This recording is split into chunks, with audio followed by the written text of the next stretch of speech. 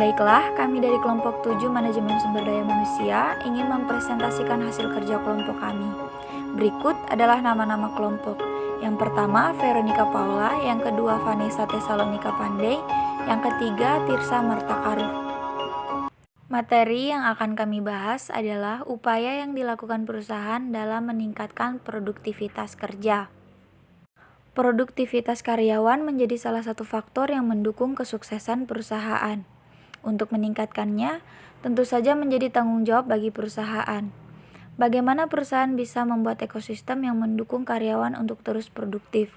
Ketika karyawan tidak produktif, maka berbagai kegiatan operasional perusahaan akan tertunda dan tentu saja bisa menghambat perusahaan dalam meraih profit. Berikut langkah-langkah yang harus perusahaan lakukan untuk meningkatkan produktivitas kerja karyawan. Cara untuk meningkatkan produktivitas kerja karyawan memang tidak mudah, namun bukan tidak mungkin untuk dilakukan. Mengingat tidak cukup hanya dengan terus mendorong ataupun memberikan motivasi kepada karyawan untuk bekerja lebih keras. Dalam menunjang motivasi kepada karyawan membutuhkan strategi yang tepat. Ada banyak cara untuk meningkatkan produktivitas karyawan, di antaranya adalah sebagai berikut. Yang pertama, komunikasikan target dengan jelas. Komunikasikan target yang ditetapkan perusahaan dengan bahasa teknis yang lebih mudah dipahami oleh karyawan. Pemahaman yang baik pada target membantu karyawan mendapatkan kejelasan kemana mereka harus melangkah, apa yang harus dilakukan, serta titik mana yang akan dituju. Yang kedua, evaluasi rutin. Evaluasi tidak semata dilakukan karena rutinitas, namun lebih kepada memberikan pemahaman bersama di titik mana karyawan berada dari target yang ditentukan. Dengan evaluasi yang dilakukan secara rutin, Anda dan karyawan yang bersangkutan dapat memahami apa yang sekiranya telah memenuhi target dan apa yang kurang. Ketiga, program pengembangan diri karyawan. Program yang diberikan bisa beragam mulai dari seminar, misalnya pelatihan, atau kegiatan bersama yang dapat meningkatkan kekompakan karyawan. Jangan lupa bahwa tim harus bergerak secara kompak di samping memiliki kualitas individu yang mumpuni. 4. Perbaiki sisi moral. Sistem kerja yang memaksakan kinerja karyawan tidak dapat digunakan sebagai sistem sustainable untuk jangka waktu lama. Perhatikan lingkungan kerja, tunjangan, upah, serta pemahaman karyawan pada visi dan misi perusahaan. Keempat hal ini dapat disinkronkan akan membuat karyawan nyaman dalam bekerja. Karyawan yang bekerja dengan nyaman dan menikmati pekerjaannya dapat diharapkan memberikan kontribusi yang maksimal. Yang kelima, menggunakan teknologi dengan tepat. Optimalisasi teknologi yang dimiliki perusahaan dapat meningkatkan efektivitas kerja serta efisiensinya.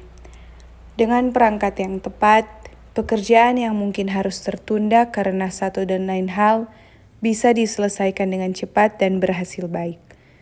Sedikit banyak penggunaan teknologi akan berpengaruh pada produktivitas yang dimiliki setiap karyawan. Tindakan yang diberikan jika karyawan kurang produktif. Di setiap perusahaan atau departemen pasti pernah menghadapi karyawan yang menurun kualitas kinerjanya, tidak memiliki motivasi, sering melakukan kesalahan, dan berbagai masalah lainnya yang dapat mempengaruhi produktivitas kerja perusahaan. Hal ini dapat mempengaruhi secara langsung terhadap pencapaian perusahaan ketika Anda sebagai pemimpin harus mengetahui masalah yang terjadi di dalam diri karyawan. Berikut tindakan yang Anda terapkan untuk menghadapi karyawan terbukti memiliki penurunan kinerja atau kurang produktif. 1. Berikan feedback yang jelas. Sebelum Anda mengomeli atau menegur karyawan Anda atas pekerjaannya, berikan feedback terhadap kinerjanya sebanyak mungkin.